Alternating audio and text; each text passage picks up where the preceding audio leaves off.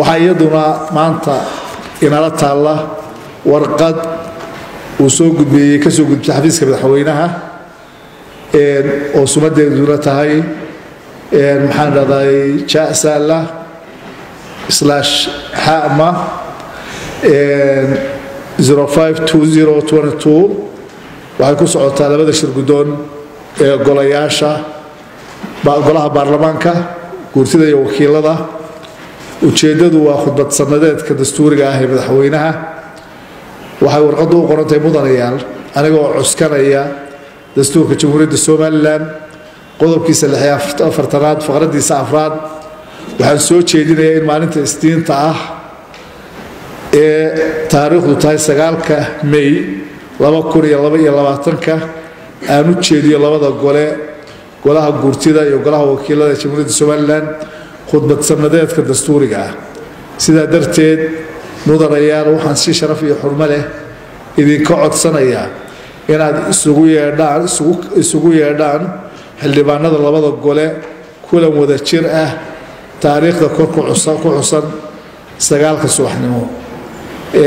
marka waxayna inoo taalla khudbad sanadeedka madaxweynaha oo maalinta isniinta noqonaysa haddii ilaahay raalli ka noqdo waxaan mudanayaasha faraynaa dhammaantood inay maalintaas isniintaas 9 subaxnimo ay yimaadaan fadhigu wuxuu noqonayaa golaha guurtidu noqonaya haddii ilaahay idmo oo lagu qaban doono fadhiga iyadana sidaasaynu iyadana ku hawlgelinaa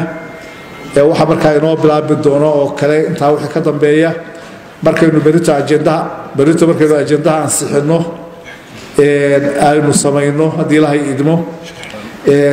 howlihii kale iyo businesskeenii baa inoo bilaabi doona goluhu uu inoo furan yahay waxaa inoo raaci doona markaynu intaa dhammayno inaan saxaafadda fasaxno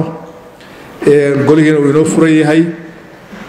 innaguna aynu isku hadhno oo markaa aynu haddii wixii kale ee dood aynu leenahay howlo kalean rabna aynu ka wada hadalno laakiin aynu u daysano ajendaha aynu u daysano marka la ansixiyo unbay wax kale oo la gudageli karaa marka ajendihii la ansixiyo unbaa la gudageli karaa businesska golaha hor yaalla laakiin arrimaheena gaarkaa baynu ka wada hadlaynaa insha allah aad iyo aad baad u mahadsantihiin saxaafadduna way fasaxan tahay